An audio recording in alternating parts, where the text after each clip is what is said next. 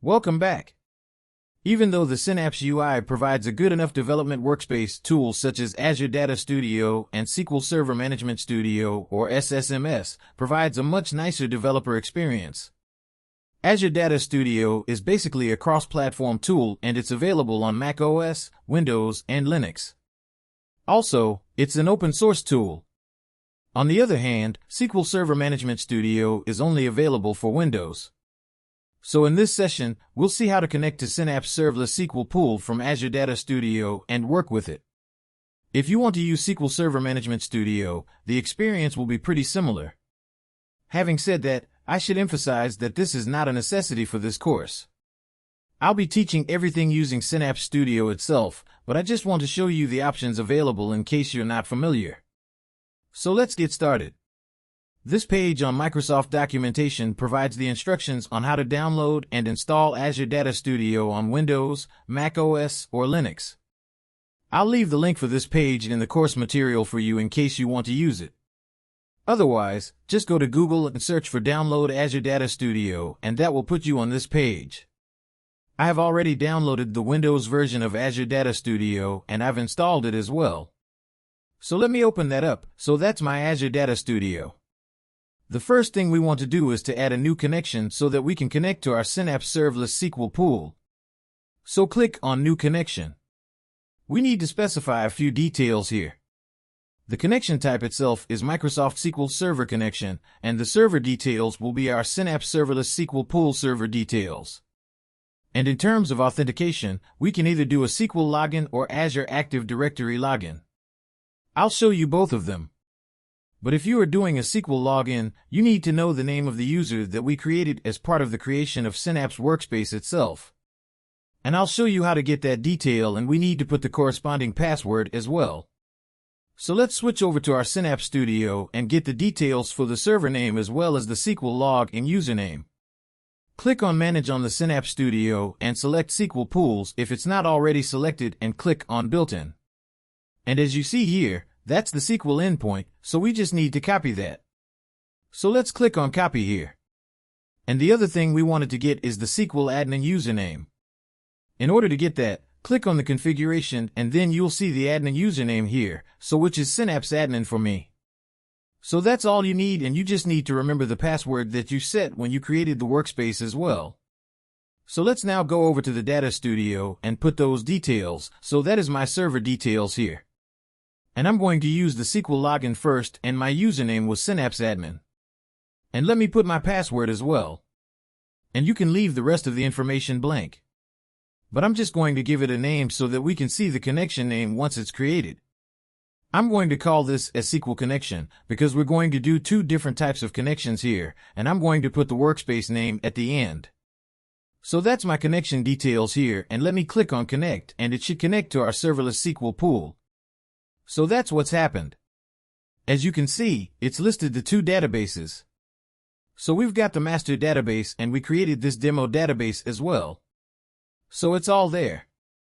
On the left, you're seeing the connection details, and you can click on the drop-down to see the database. If there are tables and things, you would see that as well. But we don't have any tables at the moment. Before we look at the other features, let's create the other connection we talked about, which is using the Microsoft Entra ID authentication. In order to create a new connection, you come over to the top here. As you can see, there are 5 icons. The first one is the new connection. So click on New Connection and then start to filling the details here. So we need the server name first. Let me paste it because I had that already copied, and we want to choose the authentication type. We want to use the Microsoft Entra ID authentication, and we need an account. We will get the option, which is Add an Account.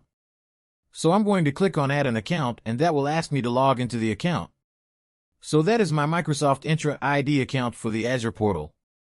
So let me click on that, and if you haven't already signed in, it'll ask you to put the password as well. But in my case, I had already signed in, so it's just added the account to Azure Data Studio. So let me go back to Data Studio again, and I need to pick that account, not the other one. But before that, let's give a name. I have given Azure Entra ID Connection Learn Synapse step by step. Now click on Connect. So as you can see, there are two connections. The first one is the SQL connection that we created, and this one is using the Microsoft Entra ID authentication. Again, you'll see the same details here. It's just that we have authenticated via two different routes. Now let me show you how to start writing your SQL commands. In order to write a SQL query, you can come over to the New Query button here, where you can go to the File menu and then click on New Query. And that's already connected to our serverless SQL pool, and it's connected by default to the master database. You can switch to demo if you want it. And similar to the Synapse Studio, this gives you IntelliSense as well, so as you can see, it's helping me along the way. So for example, if I wanted to query the amount of data I processed in the serverless SQL pool, we know that we need to query from the DM_external data process table. So if I just start typing, then it's going to just give me the table name here, and I can just execute that by the Run button or pressing F5. On top of what you see in Synapse Studio, this also gives you, for example, course snippets. Say for example, you want to create a new database, it will give you the command here. So as you can see, it's giving you SQL that you need to use, and you can just start typing. So that will be demo 1, for example. So it's going to just do that for us, and you can just execute that. So there is a lot you can get out of the Azure Data Studio. But I just wanted to give you a quick overview. So the other things you can do is similar to any other tool. You can create keyboard shortcuts, so your job will become a lot easier.